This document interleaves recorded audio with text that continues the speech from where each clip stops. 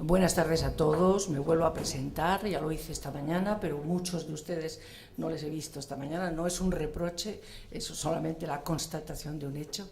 Me llamo Julia Escobar, soy la directora de programación de la Casa de América, y bueno, es una gran alegría tenerles aquí en esta jornada intensiva de poesía, o jornadas mejor dicho, porque son 3 días que empezaron ayer y mañana culminan en el Círculo de Bellas Artes. Ayer fue la residencia de estudiantes, ya saben que esto ocurre en el marco de lo que se llama Encuentro Internacional de Poesía, y es la tercera vez, es la tercera edición que se celebra, y esperemos que por mucho tiempo. Cada 2 años se celebra este acontecimiento. Esta vez nos reunimos en torno a un poeta que es el padre de muchos poetas, Juan Ramón Jiménez, con motivo del 50º de la concesión del Nobel. Comentábamos antes que esto va a ser una cita interminable porque el año que viene es la conmemoración del 50º de la muerte de Juan Ramón Jiménez. Luego después, en 1910, tenemos el centenario de Miguel Hernández. No vamos a decir basta ya de la generación del 27, de la que no podemos escaparnos de modo alguno, ni queremos tampoco. Bueno, esta mañana hubo aquí un encuentro a 2 o a 3, moderado por Esperanza López Parada, poeta, conocedora de la literatura y de la poesía hispanoamericana, pues, y colaboradora de esta casa, una gran colaboradora de esta casa, que la queremos aquí muchas veces. Y hubo un tete-a-tete, por así decirlo, entre Eduardo Elizalde e Ida Vitale. Fue realmente interesante, de verdad que los que se lo perdieron se arrepentirán. Solamente les diré, para resumir, que se trató de saber quién era más moderno, o modernista, si Machado o Juan Ramón Jiménez. No digo cómo quedó la cosa, porque quedó en tablas, como es normal.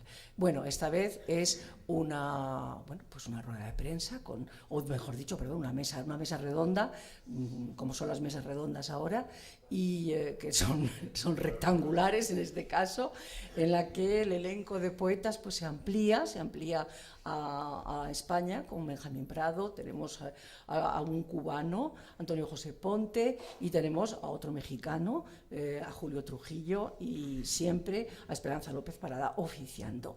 Que les sea muy interesante y les resulte muy interesante, y también les emplazo a las 8, porque a las 8 todos nuestros poetas, me refiero a los que están aquí en la Casa de América, los que vienen hoy a la Casa de América, van a leer sus poemas, y ahí ya es como vamos realmente a hacer la celebración absoluta de la poesía. Muchas gracias. Bueno, pues muchas gracias, Julia, de nuevo por tus palabras. Volvemos a encontrarnos ahora a las 5:30, una hora cainita, decía Benjamín, pero lo intentaremos hacer lo mejor posible. Voy a presentar rápidamente a cada uno de los poetas que nos acompañan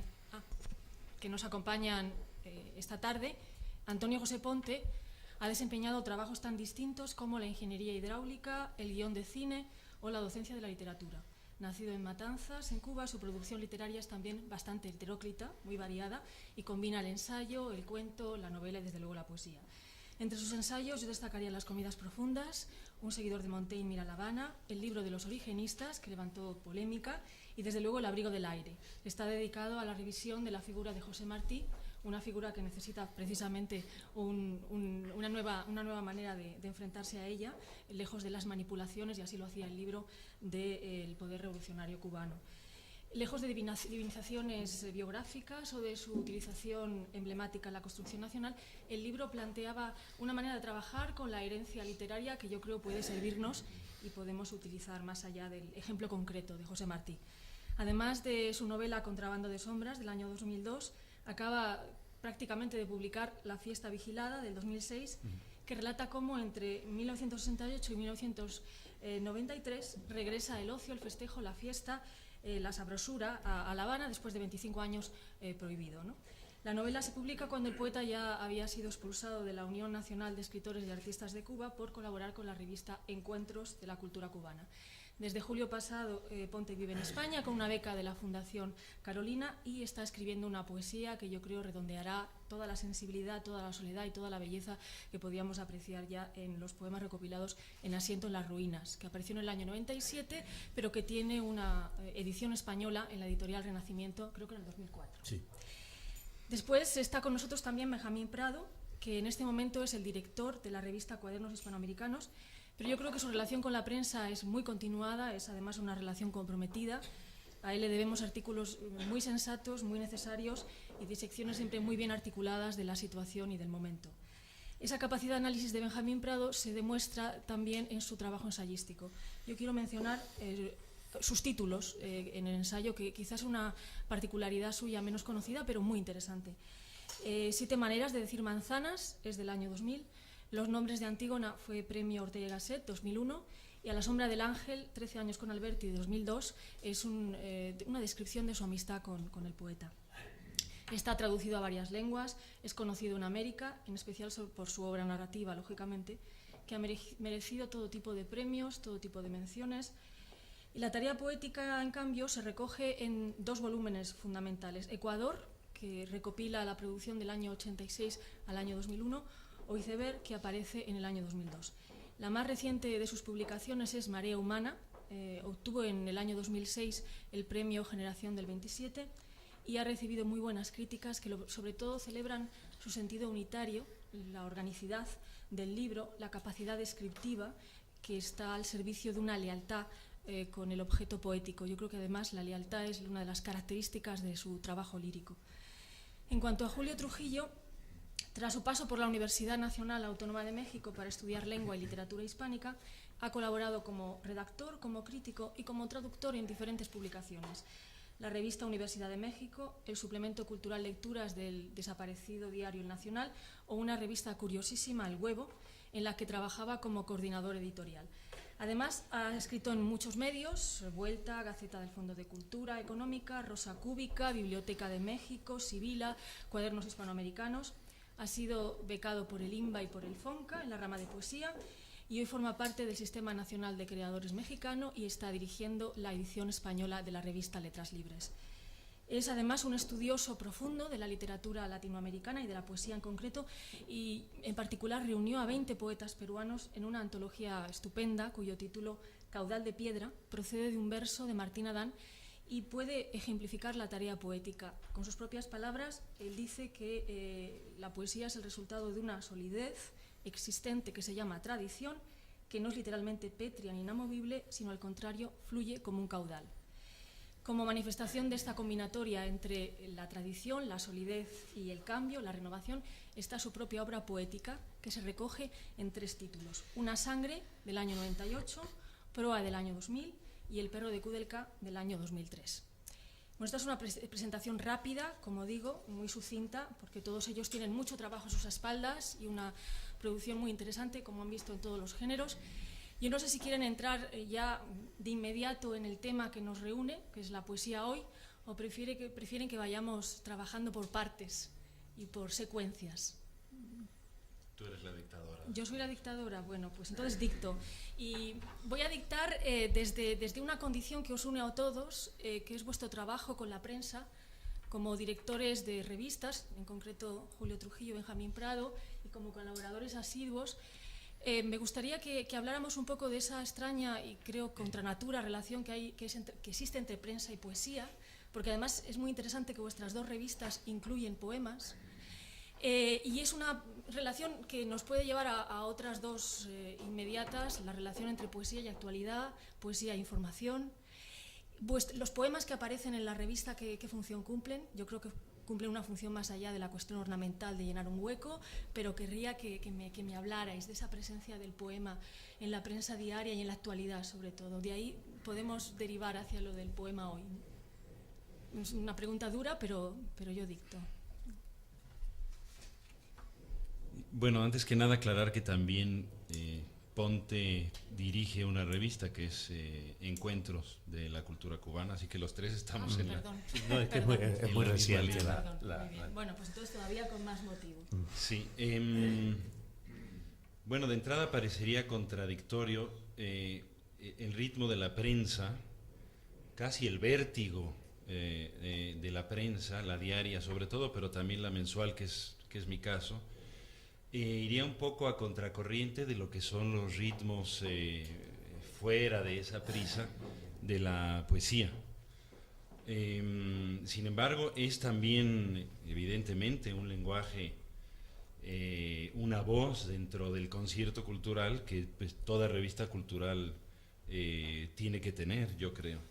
Sin embargo, sí funcionan de alguna manera ya dentro del cuerpo de la publicación como remansos de alguna forma dentro del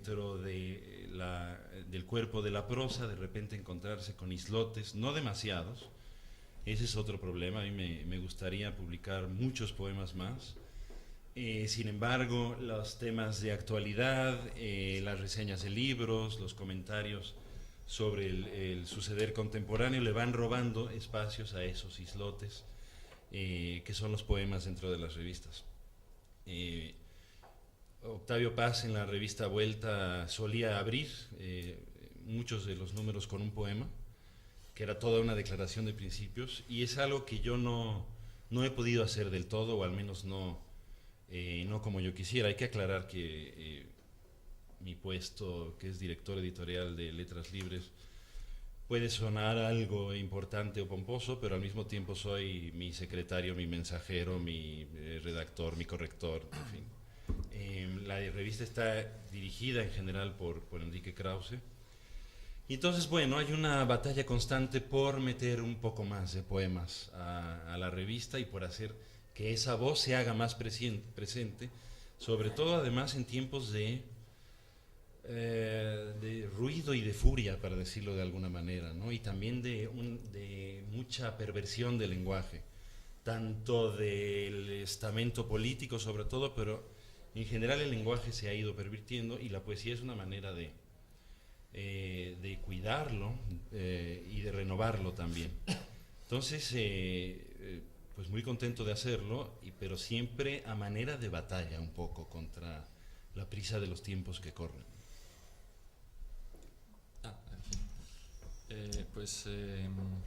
A mí hace poco me preguntó una periodista, me hizo una pregunta que me han hecho 1.000.000 de veces, o lo que viene acabada, ¿no? La pregunta suele ser, usted escribe novelas, libros de poemas, colabora en la prensa, ha hecho ensayos y demás, y entonces te suelen preguntar después, ¿en qué género se siente usted más contento? Esta vez la pregunta acababa, usted escribe libros de poemas, novelas, ensayos, escribe en los periódicos, tiene programas en la radio.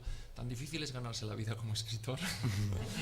Y yo pensé que por una vez la pregunta me la hacían con auténtico sentido, de manera que uno también escribe en los periódicos, va a tertulias de radio y hasta si le llaman de la televisión y hace cosas por ahí, porque tiene que ganarse la vida, ¿no? También es verdad que yo soy muy opinón, me gusta mucho opinar y muchas veces he tenido la sensación de que si escribo tanto en los periódicos y voy por ahí a tertulias y hago cosas es de alguna manera por sacar todo eso de los poemas, porque los poemas no se conviertan en meros columnas de opinión partidas en verso, y por satisfacer mi necesidad, que no sé de dónde viene tampoco, la verdad es que no sabría explicar muy bien por qué tengo esa necesidad de opinar, porque cuando pasa algo mucha gente se limita a indignarse, como hacen las personas honradas en la barra de un bar mientras golpea al mostrador, y por qué yo tengo que perder el tiempo en escribir 2 folios, no sé por qué, pero es una necesidad que me ha venido de fábrica, por alguna razón. Bueno, tengo la sensación de que gracias a eso puedo librar a la poesía que escribo y a las novelas que escribo de un exceso de opinión. Dicho esto, a mí también me gusta opinar dentro de los poemas. Yo siempre cito el poema de Benedetti contra los neutrales, porque me he dado cuenta que en esta vida hay algo peor que las personas que están en los extremos de una idea, o en los extremos de la política, en los extremos de una actitud ante las cosas, que son los que están siempre en el centro, los que están equidistantes de todo, los que miran siempre para otra parte, los que siempre se sienten por encima de las circunstancias, los que son siempre capaces de dar una visión neutral o equilibrada o en el kilómetro cero de cada cosa. Me suelo fiar poco de ese tipo de personas. Prefiero a los que se exceden en cualquier dirección. Y en ese sentido cada vez me ha ido interesando más un tipo de poesía que no todo, no en un libro entero, a lo mejor no en todos los poemas, uno tampoco quiere ser Alberti, entonces porque no se puede, pero sí me gusta que haya cierta opinión dentro de los poemas. Me gusta que asuntos como la naturaleza, que hasta hace nada eran esenciales dentro del poema, mientras era una exposición, ¿no? De una especie de decorado, una exposición del yo, del poeta y demás, pues cuando la naturaleza se ha convertido en algo acosado, en la expresión seguramente de la mayor estupidez del ser humano, ¿no? Un bicho que llega a la luna y se carga su propio ecosistema, ¿no?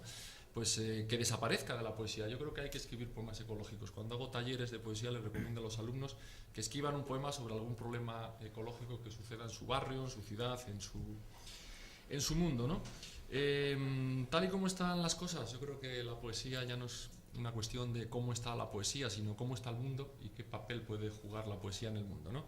Y en un mundo donde estamos todo el día hablando de inventando expresiones perversas como la de realidad global, como la de pensamiento único, pensamiento único me parecía más apropiada para los orangutanes que para las personas, ¿no? Pues contra esa idea de la uniformidad, de la globalidad y demás, yo no solamente reivindico la necesidad del pensamiento propio, del pensamiento individual, de la necesidad de que cada uno intente construirse casi una inteligencia de estilo defensivo, ¿no? Contra todas las amenazas de la estupidez que nos circunda, pues creo que la poesía, que siempre he considerado por encima de todo hija de la inteligencia, pues es casi esencial, ¿no? Y no debe ser casual que en España, por ejemplo, yo creo que se lea más poesía de la que se ha leído nunca. No es casual que haya, imagínate, hasta listas de libros más vendidos de poesía, lo cual, bueno, esto hace 15 años era un chiste, ¿no? Pensar que iba a haber los 10 libros más vendidos de poesía, ¿no?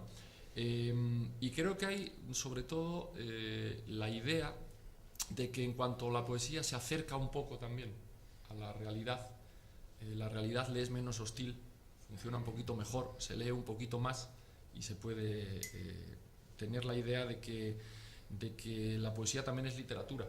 Yo que he sufrido 650.000 millones de entradillas, esas en las que dicen Benjamín Prado, poeta y escritor, y dices, coño, los poetas no somos ni escritores ya, ¿qué es eso de poeta y escritor, no? Pues yo creo que la poesía no solamente es parte de la escritura, no solamente es parte de la literatura, sino que si en su otro 50% o 20% o 10%, depende de lo que le interese a cada uno, consigue ser también parte de la realidad, pues a mí me parece mejor. Esa es mi idea de la poesía hoy. Bueno, en mi caso, dirigir una revista, o codirigir, porque la codirijo con Manuel Díaz Martínez, el poeta cubano que reside en Islas Canarias. Una revista hecha en el exilio cubano, sobre opinión, sobre literatura, sobre política. Es hacer una revista que es distinta a todas las revistas que se publican dentro de Cuba. Uno de los cambios que han ocurrido desde que me hice cargo de esta codirección es aumentar el número de poetas dentro de las páginas. Antes, cada entrega de la revista Encuentro de la Cultura Cubana publicaba solo 2 poetas por cada número. Casi siempre un poeta de dentro de la isla y un poeta de alguno de los exilios cubanos, porque está muy disperso el exilio cubano, ¿no? Y una de las decisiones de entrada que yo quise discutir, no imponer para trabajar en la revista, era aumentar el número de poetas, ¿no? Poner más poesía. ¿Por qué? Porque yo creo que sí, que lo que han dicho Julio y lo que ha dicho Benjamín es importante, la relación entre poesía y actualidad. Tal como dice Julio, un poema es un remanso dentro de una revista, es decir, piensen ustedes que un poema, o yo lo veo así, es un artefacto de un lentificador, es decir, uno entra al poema y lo va a leer de un modo mucho más lento que las páginas anteriores y posteriores que se va a encontrar en esa revista. Y de algún modo, por eso siempre la poesía se habla de cierta dificultad, porque es una dificultad que empieza ya en lo temporal, es decir, entramos en un ámbito de tiempo distinto, se respira un aire mucho más pausado, aunque el poema sea muy ágil, aunque el poema tenga toda la velocidad tipográfica que le querramos dar. Pero en el caso de las publicaciones cubanas que se hacen dentro de Cuba, y la revista Encuentro es una alternativa a estas publicaciones, últimamente se está tratando de hacer, yo creo, están cayendo en el pecado del belletrismo, es decir, de hacer una revista que solo sea literatura y que los escritores, los intelectuales no se ocupen del cariz político de las cosas, que solo escriban su poesía de un modo lo más puro posible, que escriban sus cuentos del modo lo más puro posible y le dejen el pensamiento sobre la actualidad, se lo dejen a las instituciones cubanas, a los burócratas cubanos, a los jerarcas cubanos, las figuras oficialistas. Y entonces, de ese modo, para mí la poesía es también un modo de ganar un espacio de pensamiento, un modo de ganar un espacio de expresión que muchas veces les es negado a los escritores desde autoridades, ¿no? Yo pienso, por ejemplo, en un poeta que es, mi poesía dista mucho de la en intenciones, quiero decir, ya no en resultados, pero pienso en Pierpaolo Pasolini. Es un poeta que podemos leer poemas de Pasolini donde la actualidad italiana de ese momento está vibrante dentro del poema, pero hay también una enorme actualidad del idioma italiano de ese momento, de los dialectos, y está toda la tensión que tenía Pasolini entre el catolicismo, la homosexualidad, el Partido Comunista, la libertad personal, la libertad que el partido quería coartar o restringir. Entonces, creo que el poema puede ser, es decir, no, en Cuba durante un tiempo, en los años 70, se padeció el dictado político de que había que hacer un cierto tipo de poesía política, loatoria, solo loatoria, no política crítica, y de ahí se ha pasado a un dictado en que la poesía debe reducirse solo a lo lírico, no meterse en asuntos públicos, dejar el espacio sentirse solamente en lo íntimo, y la esfera pública dejarla sin discusión, dejárselo a los adultos. Entonces la poesía es un juego de niños visto de ese modo. Yo creo que no, que es un juego de adultos con ciertos componentes infantiles como todos los juegos, pero que el espacio de la poesía dentro de las revistas es una reclamación sobre esa necesidad, sobre esa libertad, ¿no? Antes, fíjate que cuando se decía poeta comprometido se solía referir uno, y de hecho se refería a un poeta además con partido, sí, con carné de partido. Sí, o sea, un poeta sí, comprometido sí. Era Alberti, o era Paul Eluard, o era... Hoy día un poeta comprometido, por lo general, yo conozco muy pocos que tenga carné de un partido. Aquellos que quieren tener... Es comprometido un poco más con la realidad, con lo que ocurre, ¿no? Claro, yo no sé en realidad qué sentido partidista hay en escribir, como decía antes, un poema ecológico, ¿no? O en España intentar escribir un poema sobre el drama horroroso de la inmigración, que está ahí, ¿no? Está lleno de vallas y de personas ahogadas en el estrecho de Gibraltar. Para escribir sobre eso no hace falta tener carné de ningún partido, ¿no? Entonces eso ha cambiado también, ¿no? Ya no es una poesía... La palabra comprometido en ese sentido se ha librado de la palabra, no de la palabra política, porque político es todo, pero sí de la palabra partido, ¿no? De alguna manera, ¿no? Uno se compromete desde su propia conciencia personal, no obedeciendo las órdenes de ningún comité central. De algún modo, pues, el ejemplo que yo citaba antes de Pasolini, por ejemplo, que nos parece un escritor sumamente comprometido, es alguien que entregó su carnet de partido, que tuvo que romper con el partido por dictados estrechos de ortodoxia, ¿no? Y si pensamos en un escritor comprometido, ahora podemos pensar en Pasolini como un escritor comprometido con su época, no con un partido, no con un dictado, pero con unos ciertos reclamos que le hacía la época al poeta, ¿no? A la figura pública. Sí, yo quería a lo mejor insistir un poco en esta idea, pero ahora ya desde vuestro propio trabajo poético, desde el tejido de vuestros poemas. Julio Trujillo hizo una entrevista maravillosa a Seamus Heaney, donde Heaney le comentaba que la relación de su poesía con la historia y con el presente se parecía a la superficie de un lago. Cuando pasa un tren cerca tiembla. Decía, el poema tiene que recoger la actualidad como una vibración, a veces no como un reflejo directo ni inmediato. Vuestra presencia, la presencia de la opinión en el poema, ya en el caso de vuestra factura poética, de vuestro trabajo poético, porque todos sois poetas muy comprometidos con unas realidades, en cada uno de vuestros casos, muy intensas. O sea, que realmente, ¿cómo eso se manifiesta en el trabajo escritural propio? No ya en los poemas que incorporáis en las revistas, etcétera.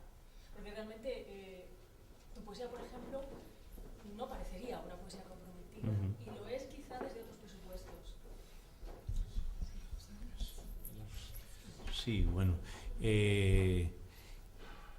quizás yo tengo una sensación en ese sentido bastante estanca, es decir, mi práctica del ensayo o de la opinión me permite de algún modo pensar, y ahora voy a usar un término hidráulico, desaguar y dedicar la poesía a un modo un poco más de aquietamiento. hay de todas maneras reflejo de época en mi poesía. Creo que hay muchos tipos de escritores. Está, no sé, pensemos, Paul Celan hace su época, no la hace del mismo modo de Pasolini. Cada uno de un modo. En Pasolini podemos leer las señales de época mucho más rápidamente, mucho más traducibles. En Celan hay una especie de aquitaramiento que es más difícil de percibir, pero sabemos que está obedeciendo a su época tanto como cualquier otro poeta, ¿no? Para mí la poesía en ese sentido es, yo tengo hasta ahora, puede que mañana cambie de opinión, pero tengo ciertas pulsiones, por decirlo así, que se van hacia el ensayo o se van hacia la opinión en columnas periodísticas o se va hacia la reseña de libros o de filmes, que también lo he hecho, que me permiten entonces de algún modo hacer una cosa mucho más acendrada cuando pienso en la poesía. En ese sentido, de algún modo puedo decir que soy descendiente lejano y americano de Juan Ramón, en el sentido de pensarlo de ese modo. Ahora, uno siempre es no solo el poeta que es, sino también el poeta que publica a otros poetas y también el poeta que lee a otros poetas. Me fascinan los poetas en los que las señales políticas, los signos políticos, las posiciones políticas son mucho más evidentes, ¿no? Mucho más permisibles. Siempre que también esté eso unido a una política del espíritu, como una política del lenguaje, en el que el lenguaje también sea un asunto político. Es decir, el lenguaje es algo, es uno de los instrumentos políticos, quizás el instrumento político mayor, y para mí un poeta tiene que mantener, para tener matices políticos en su poesía, tiene que tener un trabajo político sobre el lenguaje. Celan lo tuvo, recuerden aquella expresión de Adorno que después de Auschwitz no se podía. Celan es la crítica a esa expresión. Y cada escritor hace de algún modo eso. De algún modo la pregunta de Adorno era una pregunta de alguien que no comprende la poesía, porque la pregunta puede ser también consecuente. No es cómo se puede escribir en alemán después de Auschwitz, sino cómo se puede escribir en alemán después de Celan. Es decir, es algo que siempre un poeta es un crítico, es un político del lenguaje. O incluso cómo puede no escribirse después de Auschwitz. Claro, Que sería claro. La pregunta, ¿no? Yo creo que algunos de los grandes poemas del siglo XX se han escrito precisamente como respuesta al horror, ¿no? Claro. Un testimonio del horror. Claro. Vamos a escribir algo que no deje esto impune. Hay una historia que me gusta mucho, que es la de Ana Akhmatova, ¿no? Cuando Ana Akhmatova escribe el que yo considero uno de los mejores poemas del siglo XX, el Requiem, ¿no? Ella, bueno, como sabéis, han fusilado a su primer marido, el segundo está detenido, el hijo está en un campo de concentración. Ella va todos los días a ponerse en la cola de la cárcel, donde, en fin, pues le dan allí le da algo, lleva comida, Sí. como ocurría con Miguel Hernández, por cierto, ¿no? Del que va a ser pronto su aniversario también, ¿no? Si el guardián de la cárcel recogía lo que le llevabas, es que el hijo todavía seguía dentro, si no es que ya lo habían fusilado y iba a Siberia, ¿no? Y un día, ya que era muy conocida, ¿no? Había sido heroína y escritora muy leída, una mujer la reconoce y le dice: ¿y esto cómo se escribe, no? ¿Cómo podría Usted puede escribir esto, usted podría contar escribir esto. en un poema, ¿no? Sí. Y entonces ella escribe, en mi opinión, uno de los mejores poemas del siglo XX, que es el Requiem. De manera que yo estoy de acuerdo contigo, la pregunta de Adorno es la de alguien que no entiende los mecanismos de la poesía, ¿sí? Y bueno, Ponte toca otro punto central, que es el tratamiento del lenguaje, no como herramienta para llegar a, sino como la meta misma, ¿no? Y regresando un poco sobre el tema, la poesía comprometida o la poesía que opina, bueno, el enfrentamiento digamos, en un primer aspecto, el enfrentamiento con la realidad, las dioptrías con las que el poeta ve la realidad y después la cuerda con la que la expresa, esa ya es una manera de opinar o de decir, para decirlo con un término que prefiero, ¿no? Pero hay otra previa, o más bien que permea todo el momento del poema, que es la del lenguaje mismo. Se puede hacer una crítica de la manera en la que se expresa la realidad con un lenguaje revulsivo, o al contrario, ¿no? Usar un tono neutro a veces para tocar temas demasiado ásperos. En fin, digamos, la masa con la que se trabaja trasciende, o debe al menos trascender, su primer sentido, que es solo utilitario, para volverse el verdadero cuerpo del poema, ¿no? La elección del lenguaje y el tratamiento que se le da, para mí ese es el mayor compromiso. Incluso hablaba Ponte de la política del poema y también de la moral del poema o la ética del poema, de alguna manera, ¿no? La selección del arte combinatoria de las palabras con las que uno se va a expresar. Y uno se puede quedar ahí, es decir, quedar con esa opinión o con ese decir nada más, o a partir de ello, además, no sé, hacer algún tipo de demanda o ya incorporarse a algún tema social de más actualidad, siempre y cuando la base primera sea el tratamiento riguroso, consciente, incluso diría contemporáneo y arriesgado del lenguaje. Incluso a veces uno puede escribir un poema político sin querer y que un poema que escribe se convierta en un himno político. Me estoy acordando de La Paloma de Alberti, ¿no? ¿Ustedes se acuerdan de La Paloma de Alberti? Se equivocó la paloma, se equivocaba, por ir al norte fue al sur, creyó que el trigo era agua, se equivocaba, que las estrellas rocío, que la calor la nevada, se equivocaba. Ella se durmió en la orilla, tú en la cumbre de una rama. ¿Dónde está la política en ese poema en realidad? Sin embargo, se convirtió en uno de los símbolos. La paloma, ¿quién era? Era un amante, era España, era el error histórico de España, de la España del 36. Y a veces los himnos se producen por combustión espontánea, digamos, ¿no? Entre lo que el poeta escribe y lo que leen las personas que escuchan o leen ese poema, ¿no? De manera que, y seguramente es más real cuando es menos buscado, ¿no? Yo creo que seguramente la gente habla de Alberti como el poeta más político de esos tiempos. Yo a veces he pensado que el poeta más político de ese momento en realidad era Cernuda. Creo que era el que escribía unos poemas más decididamente ideológicos, más comprometidos realmente con la opresión en primera persona de mucha gente, desde el punto de vista sexual, desde el punto de vista de las minorías y demás, ¿no? Seguramente Cernuda no es un poeta menos político que Alberti, ¿no? Aunque uno haga los poemas a lo mejor para decirlos en plazas y otros los haga de otra manera, ¿no? No, y Cernuda tenía también, piensa, hace, digamos, un desvío del español y de la literatura española hacia fuentes o sea, se estaba apartando también de la España de ese momento y se estaba apartando también de la literatura española hasta ese momento. Estaba traduciendo del alemán, estaba metido en un medio anglófono, entonces, de algún modo también eso es política. Es decir, lo que uno traduce hacia lo que uno deriva, lo que uno lee, también está haciendo política con eso. De algún modo no deja de ser moral, que es una palabra, o ética, que son palabras mucho más socorridas. Por ejemplo, dentro de la literatura cubana, en los años 80, empezó toda una corriente de poesía que se oponía a la anterior, la de los poetas de mi generación, en la cual había una especie de creencia en el lenguaje que no existía en los escritores anteriores. Lo que tú decías ahorita, Julio, de que el lenguaje era un medio solamente. Para nosotros dejó de ser un medio. Entonces, de algún modo, eso es una decisión política.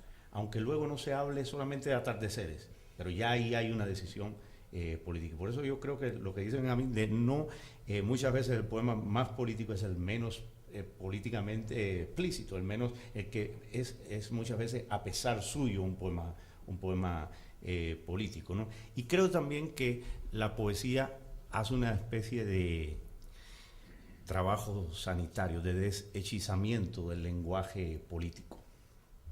¿En qué sentido? En el sentido en que trabaja aunque hay poetas que trabajan sobre el lenguaje hecho, sobre el lenguaje facturado, sobre el lenguaje compuesto ya, pero trabajan siempre de un modo irónico sobre ese lenguaje. Pero la poesía casi siempre lo que está tratando es de desalmidonar el lenguaje político, de quitarle la rigidez, de desacartonar, de desencorsetar y todos los prefijos que quiera yo ponerle ahora, todo el lenguaje político, el lenguaje también de los eslogan comerciales, aunque los eslogan comerciales vengan muchas veces de la poesía de hallazgos. Sabemos cuánto han abrevado las empresas publicitarias del surrealismo, ¿no? Pero es también un trabajo enfrentado a ese acartonamiento del lenguaje, al lenguaje anquilosado. Entonces, de ese modo también se hace crítica, es crítica del lenguaje Cada poema, cuando un poema funciona, cuando un poema está en pie, cuando uno lo lee y le parece grande, le parece importante, le parece memorable, porque también es una cuestión la memoria dentro de la poesía, y entonces en ese punto, ese poema es un poema político, porque está haciendo una crítica profunda del lenguaje que rodea a todo el poema. Por eso también un poema dentro de una revista es un poco como un patio dentro de una casa, es algo en el que hay otro tiempo, hay otro ambiente y hay un poco de oxigenación mayor que en otros sitios, porque lo otro está casi siempre mucho más prefabricado, ¿no? Es una rotura del prefabricado. Sí, yo creo que esa relación entre poesía y política que habéis señalado, que es realmente muy interesante, podría explicar pues, cosas que están ocurriendo con la poesía, ¿no? El hecho, por ejemplo, de que invada la web, ¿no? Es algo que Julio Trujillo menciona en algún momento, la importancia de la poesía en la red. Cuando parecía que la poesía iba a morir, resucita pinchada en los blogs, a veces con versos muy mal citados, y curiosamente él habla de un fenómeno muy interesante, que en lugar de producir esto una ruptura, una iconoclastia, lo que genera es el mantenimiento de la poesía, la conservación de la poesía. Y una imagen que me divertía mucho de Coleridge enchufado a la autopista de la red, decías tú, ¿no? Con lo cual hablemos, por ejemplo, de poesía y tecnología, ya que Benjamín ha hablado de poesía y ecología, porque además no sé si sabéis que estáis masivamente presentes en la web, los tres, con un montón de poemas pirateados y por los lectores. Qué honor en ser blogs pirateado. distintos. Sí. Bueno, yo quería decir, no estoy seguro de que la poesía haya estado agonizante o herida de muerte en algún momento. Ha tenido épocas de más afluencia de lectores o probablemente incluso de lecturas masivas, que es algo que comentábamos antes, pero siempre se ha ocupado un honroso lugar, o al menos en la modernidad, al margen, que además le confiere una libertad que no tienen otros géneros o no todos los géneros artísticos. Pero sí es cierto que ahora que se sube a la red, pues estalla y alcanza todos los rincones del planeta y todas las curiosidades lectoras. Por otro lado, si en algún momento la poesía ha estado abierta a la sana contaminación, yo creo que ese es el momento actual, ¿no? Se le puede cruzar con cualquier tipo de género, se ha hecho desde siempre, pero ahora evidentemente con el vertiginoso progreso tecnológico podemos hablar de poemas de móvil, por ejemplo, o poesía de música y pintura, y en fin, todo es bienvenido, y la poesía no se cierra puritanamente a esa contaminación, o al menos la poesía disruptiva o experimentadora, arriesgada, que más me interesa a mí, ¿no? Pero tú te has descargado un poema de estos en el móvil, de estos que dice, descárgate un poema, llama al 7557. No lo he hecho. A mí a veces estoy tentada de ver qué tipo de poema circula. Sí, en los móviles. debe ser malísimo, lo calculo. Más interesante será practicar el género de escribir poemas para el móvil, ¿no? Sí, que debe... eso es. Y a, Claro. perdón, y a juzgar por los tonos de móvil que hay, los poemas de móvil pueden ser desastrosos. Pueden ser también. desastrosos, pero piensa en ese Pero no lo coto, hemos comprobado nadie todavía. ese coto cerradito que al mismo tiempo que es un límite, es un desafío interesantísimo para el poeta, ¿no? Tienes un limitadísimo espacio para secuestrar la atención del lector que va caminando por la acera, que en cualquier momento se va a distraer con un ruido, cualquier cosa, y bueno, tú tienes, no sé, 12 segundos para atraparlo, ¿no? Pues debe ser un género interesante que no estaría mal. Pero fíjate, yo escribí un poema que sin internet no lo podía haber escrito nunca, no en este libro, en otro, un poema que se llamaba Zoo, y que era un poeta en el que se nombraban 100 poetas, uno por año, asesinados en el siglo XX. La idea era que tenía que haber poetas de todas partes para que se viera que la brutalidad no pertenece, como algunos creen, ni a Oriente ni a Occidente, ni al norte ni al sur, ¿no? Sino que basta con una pequeña llama encendida por un gran miserable para que se produzca el mismo estallido en todas partes, ¿no? Yo no podía haber escrito ese poema sin internet, porque claro, yo de 100 poetas obviamente conocía a los 20 que conocemos todos, a otros 15 o 16 que conocemos los que estamos más metidos en esto, a otros 10 que, pero voy a esperar que terminen de sacar la basura a otros 10 que conocemos ya los más raros, pero me quedaban más, ¿no? Y entonces yo pensaba, bueno, vamos a ver, como lo que yo quiero es variedad, los americanos han tenido, seguro que se han cargado un poema, los yanquis fijo, buscaba por allí, los chinos, ¿cómo no se van a haber cargado un poeta los chinos? Eso está clarísimo, ¿no? Los tailandeses. Iba buscando cómo encontraba eso. Bueno, para escribir ese poema que yo solucioné desde escribiendo la Fundación Simón Wiesenthal hasta buscando a alguien que había traducido, contado la historia de un poeta del que había ido a hablar, vietnamita, por ejemplo, los chinos tienen censurada toda la red, de manera que es muy complicado encontrar poetas. O sea que lo googleaste o lo wikipediaste. Lo googleé todo, escribía Wikipedia, googleé, me escribí con gente, hice de todo, ¿no?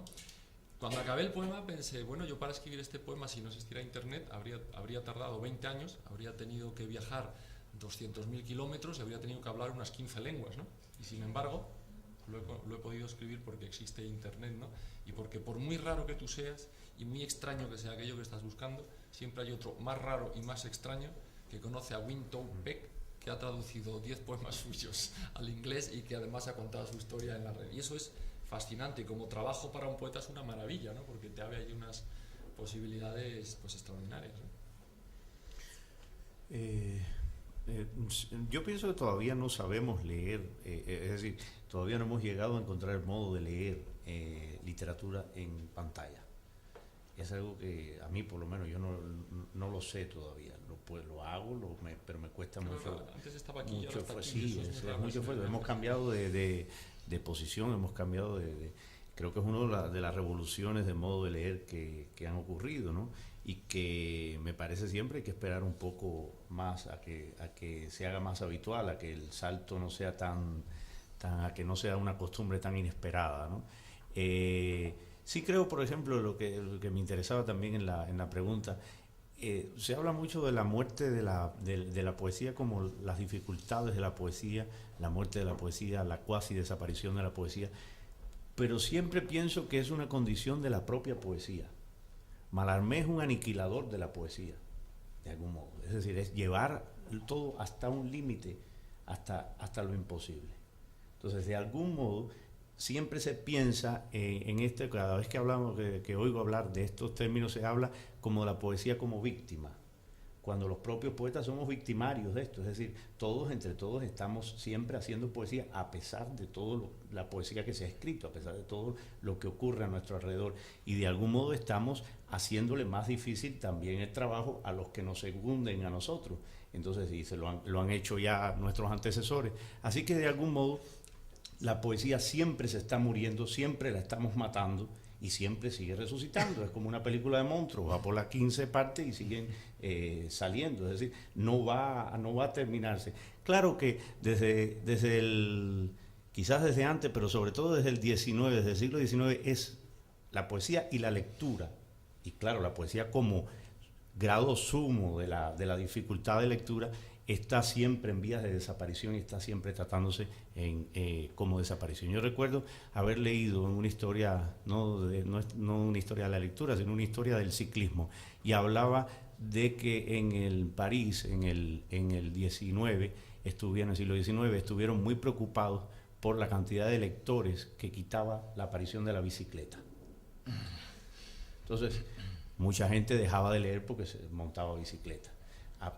Es algo tan estrafalario como la relación entre gimnasia y magnesia, ¿no? Que siempre se ve como pero ese es donde está el artefacto de la bicicleta. Después han puesto la televisión, y Internet es uno de estos artefactos. Ahora, evidentemente, la poesía entra en Internet.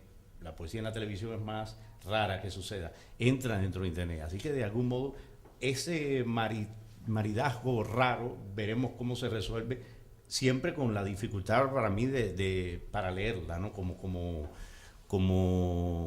sobresalto, como cosa inesperada todavía. Pero la pregunta es, ¿qué demonios hacía Ponte leyendo una historia del ciclismo? Bueno, porque no tenía internet, quizás. Es que recuerden que vengo de Cuba. Y otro dato interesante es, y seguramente será una virtud de Internet y de las nuevas tecnologías. Hay un proyecto de Google que tal vez conozcan, Google Books, y que es simple y sencillamente el de escanear todos los libros. No 10 millones, no 15 millones, todos los libros. Calculan que en una década se puede hacer, hay un presupuesto desorbitado para hacerlo, las máquinas para escanear que están diseñando son ultra secretas, pero lo interesante de esto, y que lo dice alguno de los jóvenes freaks que trabajan ahí, es que antes los libros no conversaban entre ellos, es decir, la persona es la que pone a hablar un libro con otro, citándolo con intertextos o yo qué. Pero entre ellos, pues, no conversan, ¿no? Digamos, son dos piezas que están una junto a la otra, pero no conversan. En el momento en el que se suban a la red, por medio de todas las clics y conexiones que vayan haciendo los lectores que los consulten, los libros van a empezar a conversar entre ellos. Y es un tema que yo calculo que hubiera fascinado a Borges, por ejemplo, ¿no? Y es decir, que ya van a ir solos, por su cuenta, acumulando datos, cotejando, chocando, y con una especie de vida propia que será interesante atestiguar. Hay una cosa todavía mejor, que es los libros a la carta.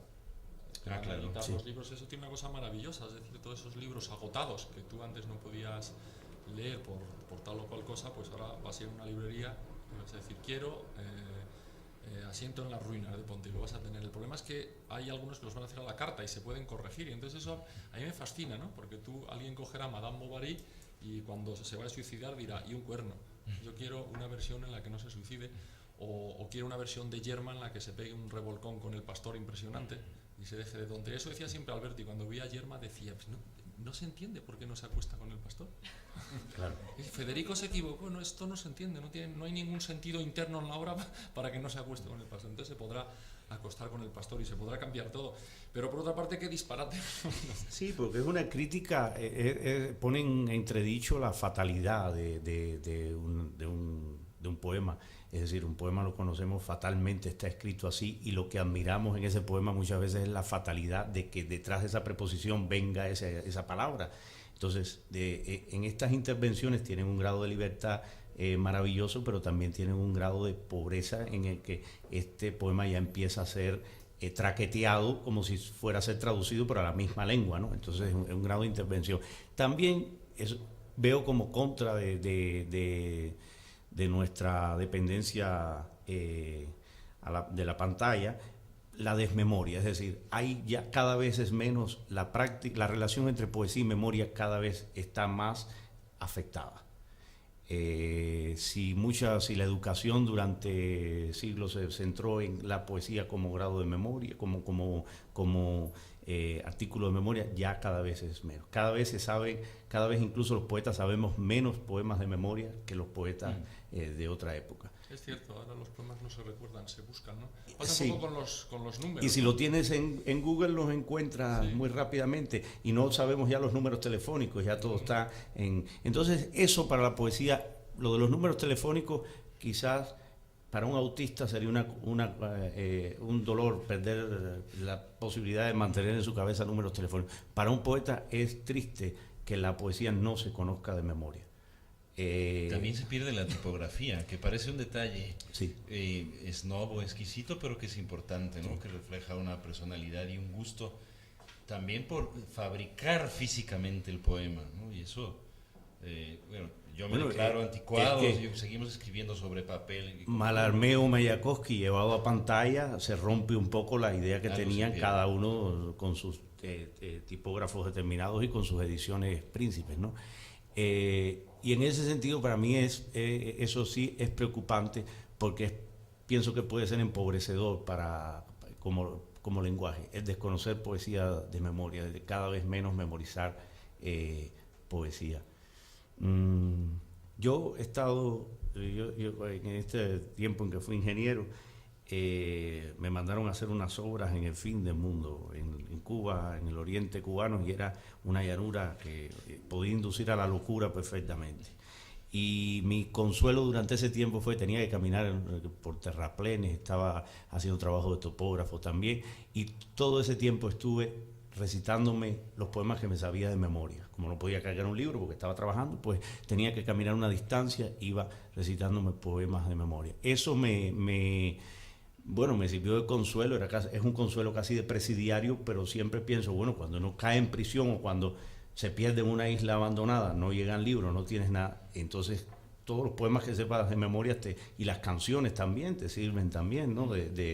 de consuelo. Eso cada vez es menos, porque estamos llenos de iPod, de maquinitas que nos ayudan, pero que son suplementos de memoria. No tenemos la memoria ya con nosotros, ¿no?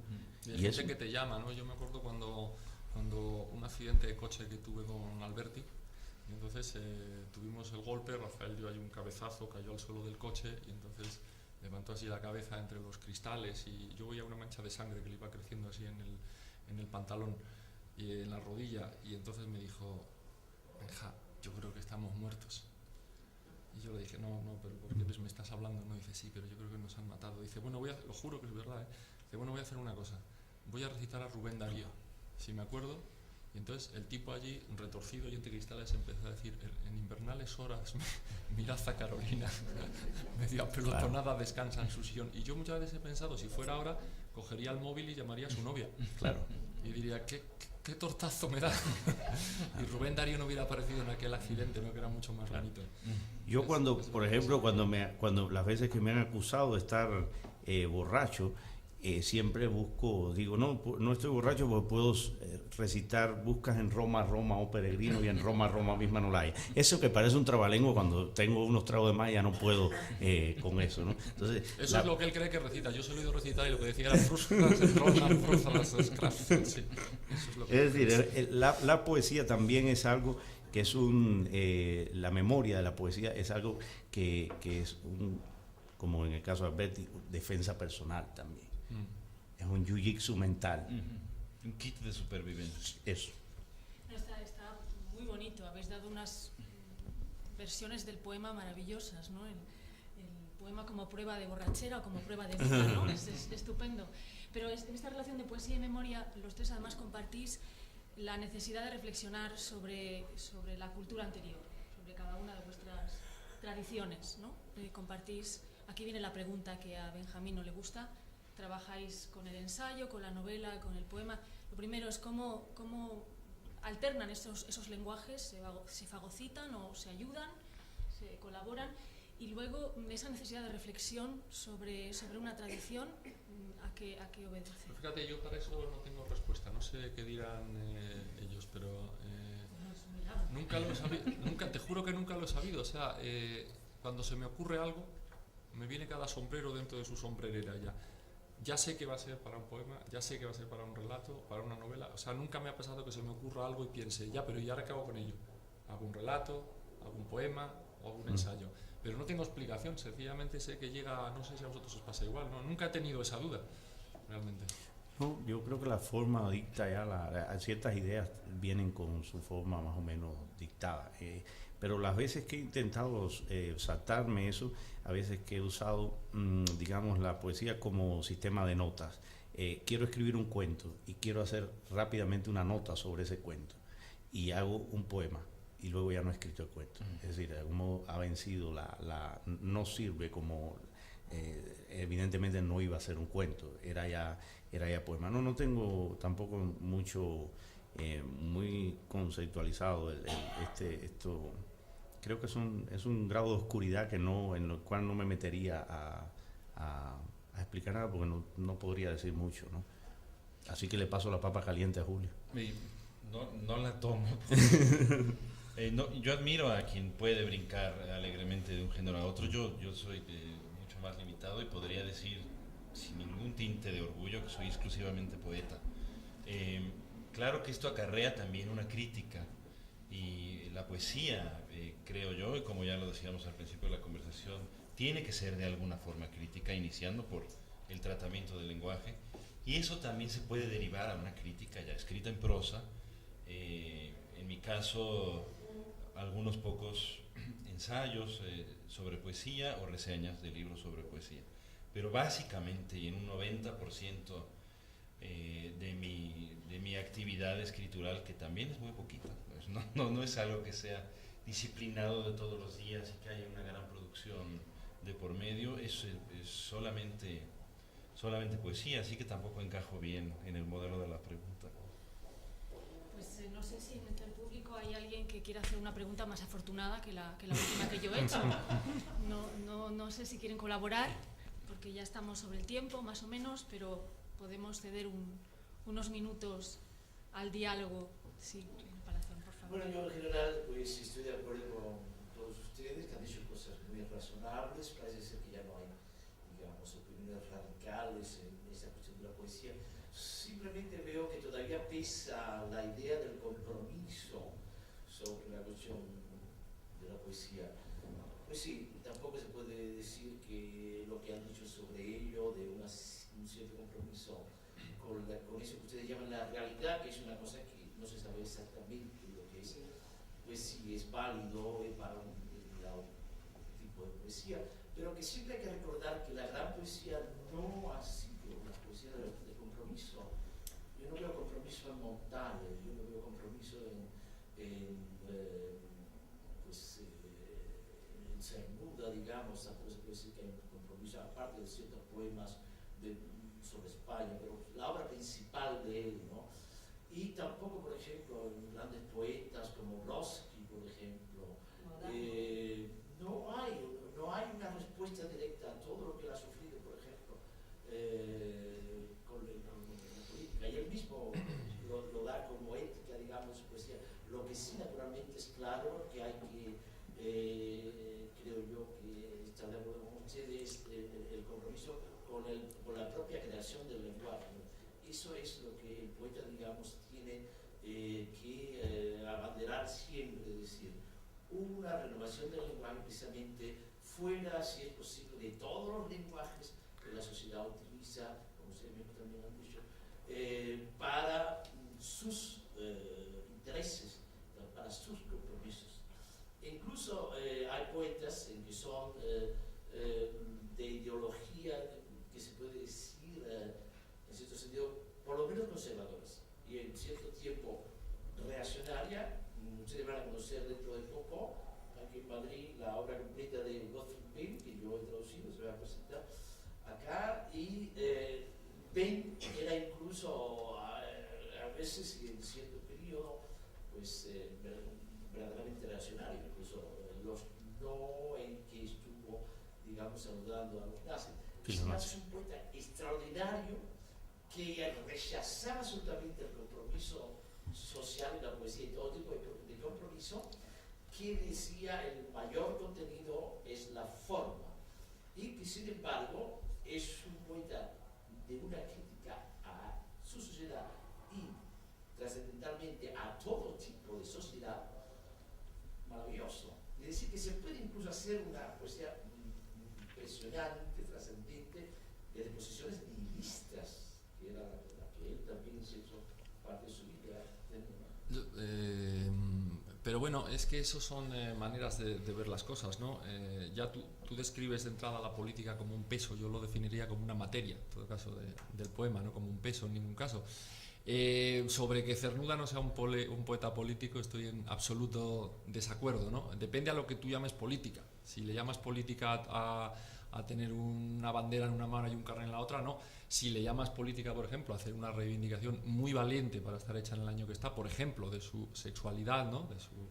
Pues eso me parece, para mí es política, ¿no? La realidad, tú dices que no sabes lo que es. Yo, bueno, sí, pues puede que lo sea. Claro, pero eso es una política. Una poesía política de compromiso es la de Miguel Hernández, por ejemplo, cuando es directamente sobre lo que no, pero estaba intentando contestarte. No. Eso, la poesía de Neruda, la poesía de Alberti, no solo. Política. A eso me refiero yo. La de Dante también es política, la poesía de... La de en tierra no es un tipo de compromiso político. Eso es lo que yo estoy diferenciando. No digo que en Cernuda no haya poemas políticos.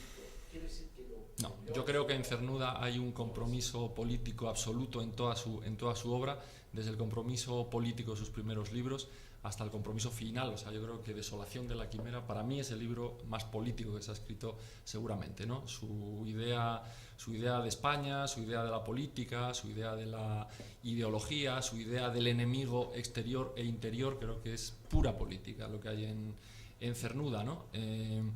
También creo que Dante era un poeta político, también creo que Garcilaso es un poeta político, también creo que en el fondo Homero es un poeta político. Usted que depende de lo que tú llames política. Tal vez también llamas a la realidad, dices ¿Qué es la realidad? Yo tengo muy claro lo que es la realidad, no sé si tú lo tienes. Para mí la realidad son muchas cosas. Para mí la realidad es, ya lo he dicho antes, es la gente que se ahoga en el estrecho de Gibraltar. Para mí la realidad es la gente que intenta saltar una valla en Melilla. Para mí la realidad es la especulación inmobiliaria. Para mí la realidad es para mí la realidad es el terrorismo.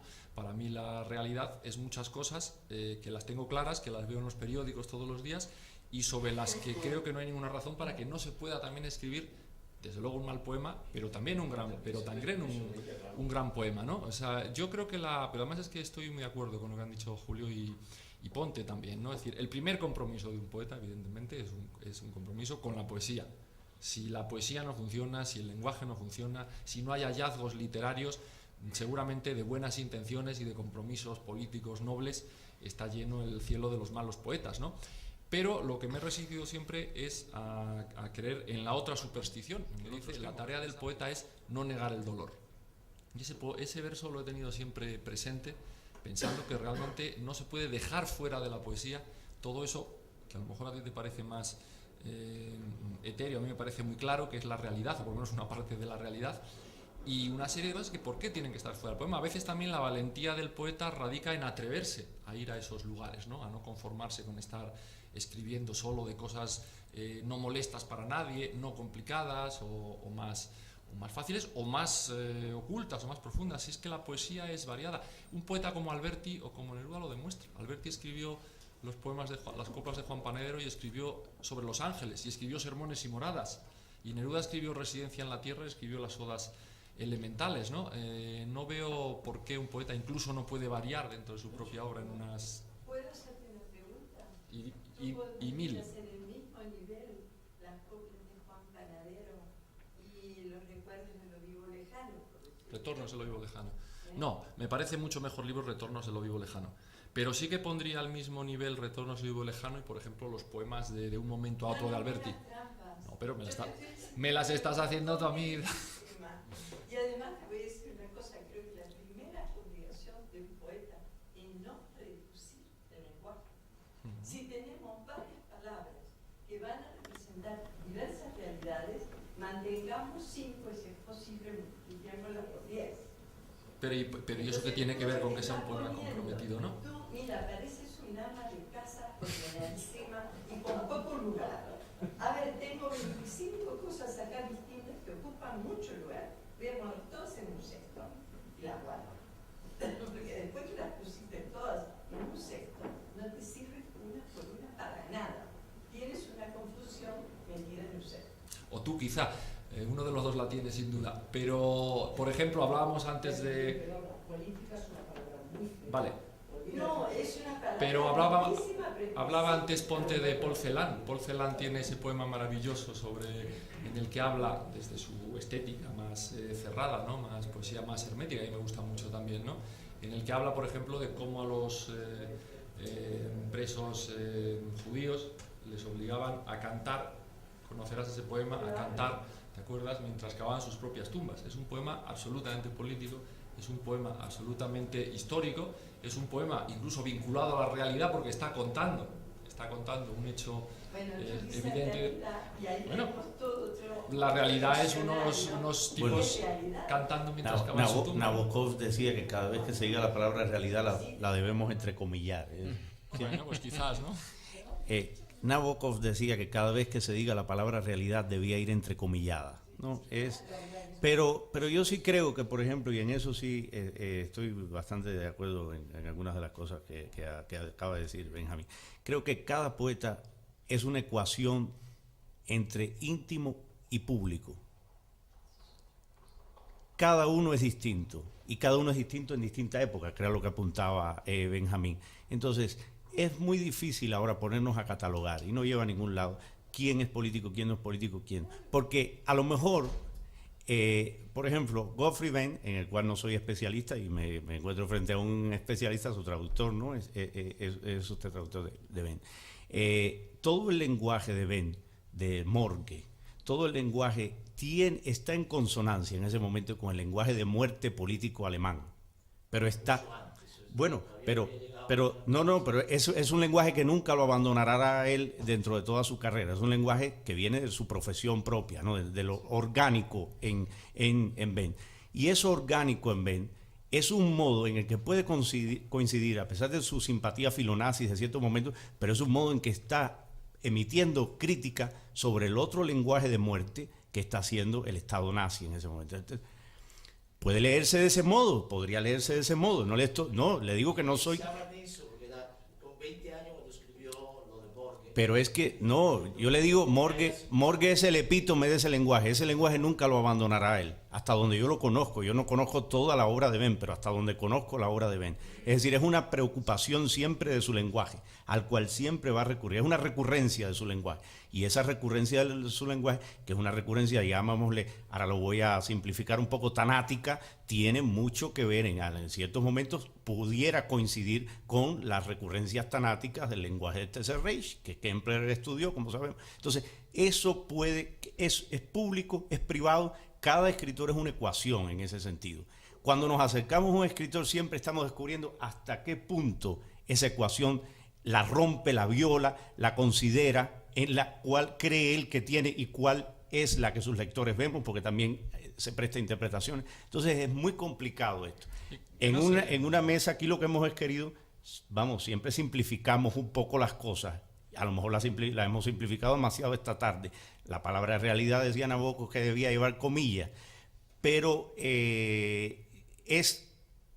mencionamos casos y cada caso hay que entrar ahí ya en la casuística de los lectores, en lo cual cada uno elige sus escritores favoritos, los sigue hasta conocer su íntima biografía, hasta tratar de agotarlos como lector, y entonces ahí ya podemos un poco más hablar. Entonces, creo que...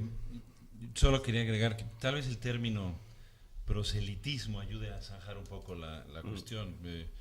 Hay poemas deliberadamente proselitistas, y aquí discrepo con Benjamín, creo que son muy pocos los que son poemas buenos cuando son así.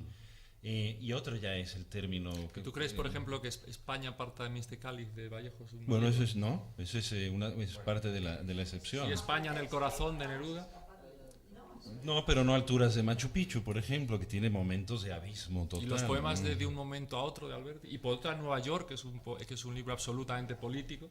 No, sin duda hay excepciones, pero te puedo dar más ejemplos de poemas malos prosélitos. Y el Requiem de Ana Akhmatova que mencionaba. Ahora, por otro lado, yo creo que todos los buenos poetas son comprometidos. Y en ese sentido, Brodsky, sin lugar a dudas, es un poeta comprometido. Sí, claro. Por supuesto.